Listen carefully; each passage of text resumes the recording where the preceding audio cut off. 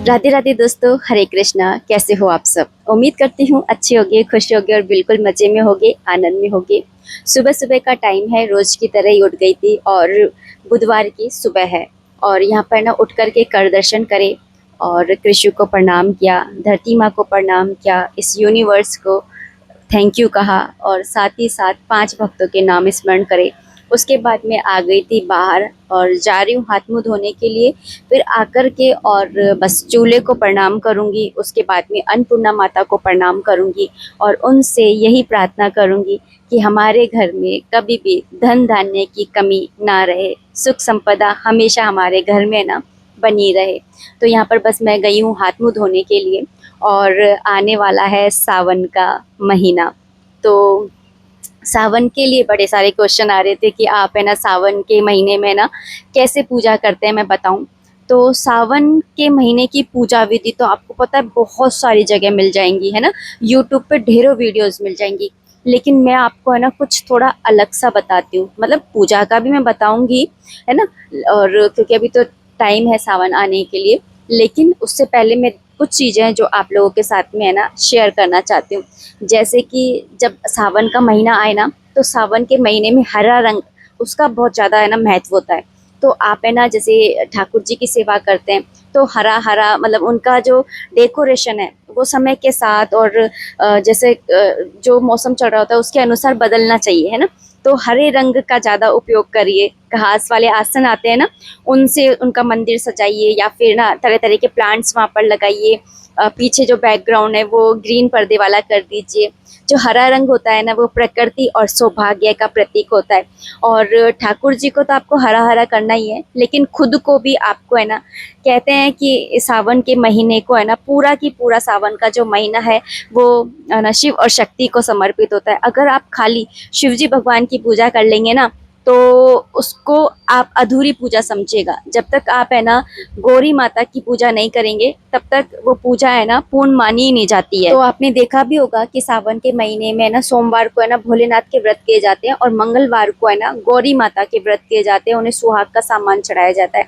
अगर आप है ना गौरी माता के मंगलवार को व्रत नहीं कर रहे हैं तो कम से कम उनको सुहाग का सामान आप जरूर से अर्पित करके आइए। इससे माता रानी बड़ी प्रसन्न होती हैं और आपका सौभाग्य, आपका सुहाग है जो है उसको है ना और अजर अमर करती हैं। सावन के पूरे महीने में चाहे एक ही बार, लेकिन आप भीगिए जरूर अपने ठाकुर जी के साथ में, अपने पति और अपने बच्चों के साथ में। मैं जानती हूँ कि हाँ ये पति लोग जो हैं वो जरूरी नहीं हमारे साथ में भीगे, लेकिन एटलीस्ट आप अपने और अपने ठाकुर जी को है ना लेकर के और जरूर भीगिएगा। सावन का महीना है, बहुत दूर से ये बारिश की बूंदें हमारी धरती पर आती हैं हमसे मिलने के लिए। तो छुपिए मत, एक बार तो जरूर है ना भीगिए सावन के महीने में, है ना। और जो सावन के गीत होते हैं ना, मैं ये नहीं कह रही कि सिर्फ भगवान के, जो भी सावन का गीत होता है ना, फिल्मी ही ले लीजिए, बॉलीवुड का सॉन्ग ले लीजिए, वो सॉन्ग आप चलाइए अपने घर में, आपकी घर की वाइब्स है ना वो ही चेंज हो जाएगी। आपको पता है, अपने ठाकुर जी के आगे है ना सावन के गीत गाइए, भोलेनाथ माता पर अपने मंदिर के आगे बैठ करके है ना सावन से रिलेटेड जो सॉन्ग्स होते हैं ना, गीत होते हैं, वो आप है ना गाइए, भजन गाइए, नृत्य करिए भगवान के सामने। कहते हैं कि जो भगवान के सामने नृत्य कर लेता है ना, उसे इस पूरी दुनिया के सामने नाचने की जरूरत नहीं हो पड़ती। अगर जो हमारे ठाकुर जी के सामने ना नाच लेता है, तो आप है ना नृत्य करिए, गीत गाइए, भजन गाइए। ये सारी चीजें ना सुनने में बड़ी अजीब सी लग रही होंगी, लेकिन आप करके देखिए, आपके जीवन में है ना इतनी ज्यादा खुशहाली आ जाएगी ना, मैं आपको बता नहीं सकती। क्योंकि ये जो पूरा महीना है ना, हरा हरा, हरा रंग मैंने क्या कहा, प्रकृति का रंग, सौभाग्य का रंग, खुशहाली का रंग। तो आप अगर ये सब करते हैं ना, तो आपके जीवन में, आपके घर परिवार में खुशहाली जरूर से आएगी। अच्छा, एक चीज और, सावन का महीना स्टार्ट कर कब से हो रहा है? सावन का महीना जो है वो 30 जुलाई से स्टार्ट हो जाएगा, दिन गुरुवार रहेगा और 28 अगस्त शुक्रवार को इसका विश्राम हो जाएगा। और जो ये पूरा महीना है इसके अंदर 4 सोमवार पड़ेंगे बस। तो ये जो 4 सोमवार है ना, आप सोमवार के व्रत करते हैं नहीं करते हैं, लेकिन जो ये सावन का महीना आएगा ना, इसमें ये जो 4 सोमवार है इसका आप व्रत जरूर से करिएगा। एक तो 3 अगस्त को पड़ेगा, एक 10 अगस्त को पड़ेगा, तीसरा 17 अगस्त को और चौथा जो है वो 24 अगस्त को पड़ने वाला है। ठीक है ना। इन चारों सोमवार को आपको है ना जो भोलेनाथ की पूजा है, सेवा है, वो करनी। सेवा पूजा तो आपको पूरे महीने ही करनी है, देखिए, है ना। लेकिन ये सोमवार के जो 4 व्रत पड़ेंगे ना, इन व्रतों को आप जरूर से करिएगा। और साथ ही साथ पूरे महीने में आप प्याज है, लहसुन है, मांस मदिरा है, इन सब का है ना यूज मत करिएगा, ठीक है ना। अपना जीवन जो है वो सात्विक रूप से ना निर्वाह कीजिएगा। जैसे हम कार्तिक के महीने में नहीं करते थे, वैसे ही आपको सेम करना है। और एक बहुत जरूरी चीज कि आप पूरे सावन के महीने, मतलब कि 30 के 30 दिन, जो आपके घर के पास में कोई भी मंदिर हो, उसके अंदर शिवालय तो होता ही है, तो उस शिवालय पर जाकर के और वहां पर है ना घी का दीपक या तिल के तेल का दीपक वहां पर जरूर से जला करके आइए। आप देखिए कि अगर आपके जीवन में ना धन की कमी है ना, तो वो पूरी हो जाएगी। कहते हैं कि कुबेर जी ने भी है ना शिव जी भगवान के सामने है ना ऐसे ही दीपक जलाया था अनजाने में, शिवरात्रि वाले दिन पूरे दिन रात, तो उनको है ना कुबेर जी बनने का है ना अवसर प्राप्त हुआ। कहते हैं कि कुबेर जी है ना, आप कुबेर जी को तो जानते ही होंगे, जिनकी हमें ना धनतेरस वाले दिन पूजा भी करते हैं। तो क्या होता है ना कि वो पहले समय में, उनका नाम मुझे नहीं मालूम, याद नहीं आ रहा मुझे, मतलब पहले, मतलब पिछले जन्म का। तो लेकिन मैं ऐसे बता देती हूँ कि जैसे आपने सुना होगा, रावण है, कुंभकर्ण है, विभीषण है ना, इनके सौतेले भाई थे ये, ठीक है। तो इन्होंने ना अनजाने में ना शिवरात्रि वाले दिन दिन और रात भूखे रह करके शिव मंदिर में ना दीपक जला करके जागरण किया था। भगवान ने अनजाने में इस पुण्य के प्रभाव से ना अगले जन्म में उन्हें यक्षों का राजा और धन का देवता बना दिया था हमारे भोलेनाथ ने। कुबेर जी को बताए, फिर उसके बाद में ये वाली कहानी याद आ रही है। मैं कहानी सुनाऊं क्या आप लोगों को, है ना। मैं कभी भी कोई भी कहानी सुनाती हूँ तो आप लोगों को बड़ी अच्छी लगती है मेरी कहानियाँ, और मुझे भी सुनाने में बड़ा मजा आता है। तो कुबेर जी की कहानी सुनाते हैं, वैसे तो आप लोगों की सुनी होगी, बहुत फेमस है। कुबेर जी को है ना, जब उनको कुबेर जी बना दिया गया था, है ना, यक्षों का देवता, तो उन्हें ना घमंड आ गया था अपने धन का, अपने वैभव का। तो वो है ना जो भोलेनाथ है उनको प्रभावित करने के लिए ना कैलाश पर्वत पर जाकर के और उन्हें इनवाइट करके आते हैं कि है ना आप हमारे घर पे भोजन के लिए आइए। भोलेनाथ सब कुछ समझ जाते हैं, वो तो अंतर्यामी है, तो वो बोलते हैं कि मैं तो नहीं आ पाऊंगा, लेकिन मेरे पुत्र गणेश, मेरा छोटा जो पुत्र है, वो जरूर आएगा, उसे भूख बड़ी लगती है, तो वो आएगा आपके यहाँ पर खाने के लिए। और वो कुबेर जी के घर ना आमंत्रित है, तो फिर वो जाते हैं गणेश जी महाराज, और वहां जाकर के है ना आगे की कहानी तो जानते ही हैं आप। कुबेर जी के महल में सारा भोजन खत्म कर देते हैं, यहाँ तक कि राजकोष और महल के जितने बर्तन थे ना वो तक वो खा जाते हैं।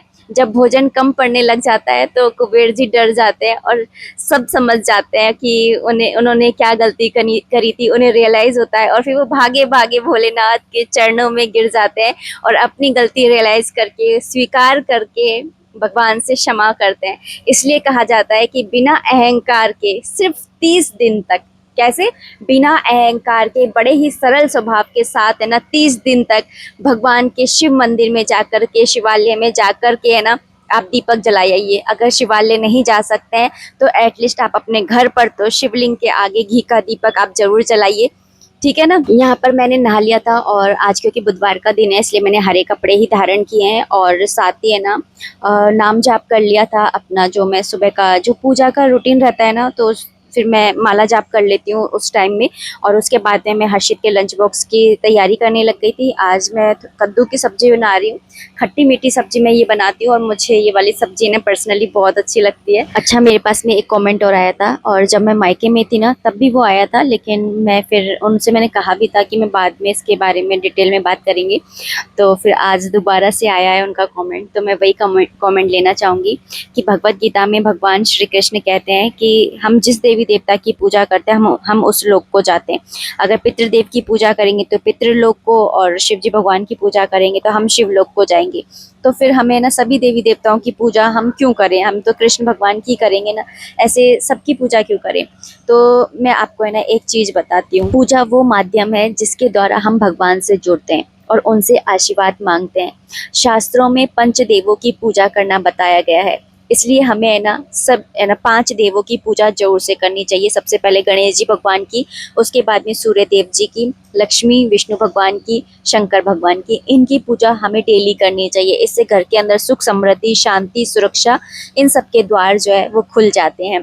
तो प्रश्न तो है कि ना अलग भगवान की हम ऐसे भक्ति करते हैं सभी देवी देवताओं की, तो ये भक्ति है या भ्रम है, समर्पण है या बिखराव है। तो देखिए, सभी देवी देवता एक ही परम शक्ति की अभिव्यक्तियां हैं। उसी भगवत गीता में ये भी लिखा है कि जैसे है ना एक वृक्ष है, एक वृक्ष के अंदर है ना आप अगर जड़ को पानी डालते हैं तो सभी है ना पार्ट्स में ना पानी चला जाता है, पत्तियों में भी, टहनियों में भी, तने में भी, है ना। तो ऐसे ही है ना अगर आप है ना एक देवी देवता जिसको आराध्य मानते हैं उसकी सेवा पूजा करते हैं तो सभी पार्ट्स में पानी चला जाता है।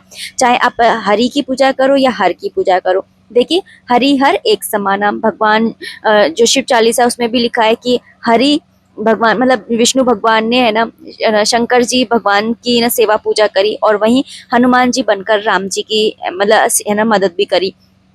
तो है ना सब एक ही है, कोई अलग अलग नहीं है, सब एक ही देवी देवता की है ना अभिव्यक्तियां हैं। एक व्यक्ति जैसे ऐसा आप समझ सकते हैं कि एक व्यक्ति कई नावों में सवार होने की कोशिश करे, अनंत वह किसी भी नाव से अपने लक्ष्य तक नहीं पहुंच सकता, है ना। तो इसलिए ना किसी एक भगवान को चुन लेते हैं, लेकिन इसका मतलब बिल्कुल भी ये नहीं है कि हमें दूसरे देवी देवताओं का सम्मान नहीं करना है, हमें उनका भी सम्मान करना है, उनके भी तीज त्योहार मनाने हैं, ठीक है। जैसे आप समझिए, आप अपने है ना बच्चों से बहुत प्रेम करती हैं, अगर आप अपने बच्चों से प्रेम करती है तो इसका मतलब ये थोड़ी है कि आप अपने पति से, अपने सास ससुर से या अपने मम्मी पापा से, भाई बहन से, इनसे रिश्ता तोड़ लेते हैं या फिर ना इनका मान सम्मान नहीं करते हैं, इनके बर्थडे सेलिब्रेट नहीं करते हैं, इनके भी तो करते हैं ना आप। तो ऐसे ही सेम आप इस चीज को देख लीजिए, हम अपनी साधना का है ना एक केंद्र बिंदु बना लेते हैं। आप है ना समझिए, ऐसे समझिए जैसे समुद्र की है ना लहरें हैं, है ना बहुत सारी दिखती हैं अलग अलग, लेकिन वो एक ही पानी की है, पानी से बनी है ना। ऐसे जैसे ना सूर्य के प्रकाश की किरणें हैं, आप उनको देखिए, अगर वो सूर्य की किरणें अलग अलग बिखर जाती हैं, है ना, तो आप देखेंगे कि है ना उनकी मतलब उनका जो तेज है वो कम हो जाता है, वो हमें इतना नहीं चुभता है। लेकिन आप सूरज भगवान है ना सूर्य देव पर केंद्रित करते हैं तो आपको वो तेज है ना ज्यादा महसूस होता है ना। ऐसे ही हमारी भक्ति होती है, जब है ना हम सभी जगह पर अपनी भक्ति को बिखेर देते हैं ना, तो फिर हमारी जो तेज है ना हमारी भक्ति का वो कहीं ना कहीं कम हो जाता है, बिखर जाता है। भक्ति और साधना को है ना एक केंद्र पर केंद्रित करना बहुत ज्यादा जरूरी होता है, और ये किस लिए जरूरी होता है, जिससे कि हम आध्यात्मिक परिवर्तन की गहराई को प्राप्त कर सकें, है ना। और ये हमें क्यों करना है, जिससे कि हमें परमात्मा की अनुभूति हुई हो, आत्मा परमात्मा इसके बारे में ही तो हमें जानना होता है ना। भगवत गीता हमें यही तो सिखाती है। सभी देवी देवताओं के प्रति सम्मान और श्रद्धा हमें रखनी चाहिए। आप है ना ये सोच रही होंगी कि हम अगर सभी देवी देवताओं की पूजा करेंगे तो कौन से लोग को जाएंगे, भाई जिसको आपने आराध्य बनाया है ना उसी लोग को जाएंगे हम। जैसे मान लीजिए, और सबसे बड़ी बात तो हमारे जैसे कर्म होंगे ना उसके हिसाब से ही हमें ये सारी चीजें मिलेंगी। और इसकी चिंता भगवत गीता में ये भी तो लिखा है कि है ना अर्जुन ने ये भी पूछा है कि मरते समय तो मन बड़ा अस्थिर रहता है, तो उस समय में जरूरी थोड़ी है क्या ये कि ना अंत समय में हम आपका ही नाम लें, क्योंकि अंत समय में हम जिस चीज को याद करते हैं ना, जिस चीज का चिंतन करते हैं, हमें अगला जन्म वही मिलता है। तो फिर हमें जरूरी थोड़ी है कि हमें ना आपको ही याद करें, हो सकता है कि हम अपने बच्चों को याद करने लग जाएं या कुछ और याद करने लग जाएं। तो भगवान वहां पर यही कहते हैं कि उस चीज की चिंता तुम मत करो, उस चीज की चिंता है ना मैं करता हूँ। जो भक्त है ना मेरी सेवा पूजा करता है ना पूरे जीवन भर, तो उस चीज की चिंता मैं करता हूँ कि इसको मेरा ही जो है बैकुंठ मिले, है ना। अब जैसे समझ लीजिए कि प्रेम है ना आपके पास है ना 100% प्रेम है, अगर है ना निश्चित परिमाण में आपके पास में एक प्रेम है ना प्रेम है, अगर आप उस प्रेम को है ना 10 लोगों में बांटते हैं, मतलब कि 100% है, उस 10% अगर आपने बांट दिया तो मतलब एक इंसान को 10% प्रेम मिला आपका। लेकिन वहीं आपने किसी को अपना आराध्य बना लिया और वही प्रेम आपने किसी एक व्यक्ति को दे दिया, मतलब कि आपने अपना 100% उसको दे दिया। ऐसे ही जब हम अपना आराध्य बना लेते हैं तो हम अपनी भक्ति को पूरी की पूरी उसकी ओर मोड़ देते हैं, और हमारी उस भक्ति का जो परिणाम होता है ना वो बहुत ज्यादा बहुत सुंदर होता है। इसलिए हमें है ना जो किसी एक आराध्य की पूजा, एक को आराध्य बना लेना चाहिए। इसका मतलब ये बिल्कुल भी नहीं है कि हम दूसरे देवी देवताओं की पूजा सेवा नहीं करेंगे, उनको नहीं मानेंगे या उनको मान सम्मान नहीं देंगे, है ना, या फिर उनके प्रति हमारी श्रद्धा खत्म हो जाएगी। नहीं नहीं नहीं, आप है ना उनकी पूजा सेवा भी करिए, लेकिन अपना एक आराध्य, अपना एक इष्ट जरूर बना करके रखिए। और सबसे बड़ी बात, हम जिस आश्रम में होते हैं ना, जैसे हम ब्रह्मचर्य में हैं या ग्रस्त में हैं या वानप्रस्थ में है, और चौथा कौन सा होता है, संन्यास आश्रम में, इन चारों में से हम जिस भी आश्रम में है ना उस आश्रम का हमें पालन करना चाहिए। हम गृहस्थ आश्रम में हैं और गृहस्थ आश्रम में ये कहा जाता है कि हमें, हमारे शास्त्र में ये कहते हैं कि हमें पंचदेवों की डेली पूजा करनी चाहिए, जिसमें सबसे पहले गणेश जी, फिर उसके बाद में सूर्य देव जी की, उसके बाद में लक्ष्मी और विष्णु भगवान की, और उसके बाद में शंकर जी की हमें पूजा करनी चाहिए। तो बस हम इसी जो हमारी शास्त्र में कहते हैं हम वही कर रहे हैं। और अगर आप है ना कृष्ण भक्त हैं तो आपको कौन कह रहा है कि आप कृष्ण को भूल जाइए, क्योंकि सावन का महीना आ गया और भोलेनाथ की पूजा सेवा करेंगे। आप अपने कृष्ण को भोलेनाथ बनाइए और उनकी सेवा की पूजा कीजिए। मैं तो यही मानती हूँ कि जब भगवान अपने है ना सौम्य रूप में होते हैं तो वो कृष्ण कहलाते हैं, और जब वो अपने रुद्र रूप में होते हैं तो वो शिव कहलाते हैं। तो इसलिए हरि और हर में तो कोई अंतर ही नहीं है। पूरे सावन के महीने, जैसे हम कार्तिक के महीने में ब्रह्म मुहूर्त में उठते हैं ना, ऐसे ही सावन के महीने में भी है ना ब्रह्म मुहूर्त में उठना चाहिए। और हाँ, ना सावन के महीने में ना बैंगन नहीं खाते हैं, मूली नहीं खाते हैं, पत्ते वाली सब्जियां होती है ना ये भी नहीं खाते हैं। जितना सात्विक जीवन आप जिएंगे ना, देखिए नाम से ही पता चल रहा है हमारे भोलेनाथ के बारे में कि भोले, जो बिल्कुल भोले हैं, बिल्कुल सरल स्वभाव के हैं। आप जितना अपना जीवन है ना जो है सात्विक रखेंगे, भोलेपन के साथ में रहेंगे, अपने अंदर पे अहंकार, ईर्ष्या ये सब कुछ नहीं लाएंगे, बस भाव से आप है ना, जो हमें ना भोलेनाथ को एक लोटा जल भी चढ़ाएंगे ना, वो खाली जल नहीं होता है, वो उसे जल का स्नान नहीं कहा जाता है, उसे कहा जाता है भाव का स्नान, है ना, श्रद्धा का स्नान। इस स्नान को है ना प्रेम का स्नान कहा जाता है। तो आप है ना एक लोटा जल है ना भोलेनाथ को है ना पूरे सावन जरूर चढ़ाइए। और वो जल का लोटा अगर मंदिर जा रहे हैं ना तो आप घर से लेकर के जाइए, है ना, पानी अपने घर से लेकर के जाइए। और कहते हैं कि शिवलिंग पर ना जल जो चढ़ जाता है ना, अगर हम उसका आचमन कर लेते हैं या अपने ऊपर छींटे लगा लेते हैं, और फिर जितने भी लोगों से हम मिलते हैं, ऐसा मैंने ना प्रदीप मिश्रा जी ने कहा था, तो मैंने उन्हीं का सुना था, तो मैं वही बता रही हूँ कि है ना फिर हम चीटे लगाने के बाद में है ना जिन जिन लोगों से मिलते हैं वो सभी को है ना पता है किसका पुण्य मिलता है? गंगा नदी में स्नान करने का पुण्य फल प्राप्त होता है। मतलब कि जैसे मैंने समझे गंगा जल के छींटे लगा लिए और उसके बाद में है ना मैं आपसे मिल रही हूँ, तो आपको पता है किस चीज का फल मिलेगा? गंगा नदी में स्नान करने का। और तब तक मतलब जब तक मैं मतलब नहा नहीं लेती, मतलब मेरे ऊपर गंगा उसका आचमन का असर है, तब तक ये रहता है। तो है ना और है ना पार्थिव शिवलिंग जरूर बनाइए। पार्थिव शिवलिंग मतलब कि है ना आप है ना कोई सा भी गमला हो, कोई सा भी पौधा हो, है ना, उधर जाकर के मिट्टी की एक है ना लिंग की आकृति बना लीजिए। और उसके अंदर आपको वो बनाने की जरूरत नहीं है जलाधारी, है ना, और बस है ना वो बना करके और उनकी जल चढ़ाइए और उनकी सेवा पूजा करिए। फिर उसके बाद में 10-15 मिनट में बाद आकर के और अपनी विश बोल करके और उनका विसर्जन कर दीजिए। बस आपको इतना, अगर आप इतनी सी भी पूजा कर लेते हैं ना तो भगवान बड़े प्रसन्न हो जाते हैं। अगर आपके घर में शिवलिंग है ना, तो आप उनको मत बिल्कुल भी मत है ना ऐसे मत छोड़िएगा रूखा, है ना, उन पे आप है ना जलाभिषेक करिएगा। वैसे तो डेली करना चाहिए, लेकिन है ना सावन का महीना है, नहीं करते हैं, तो आप है ना इस महीने है ना जरूर से करिएगा।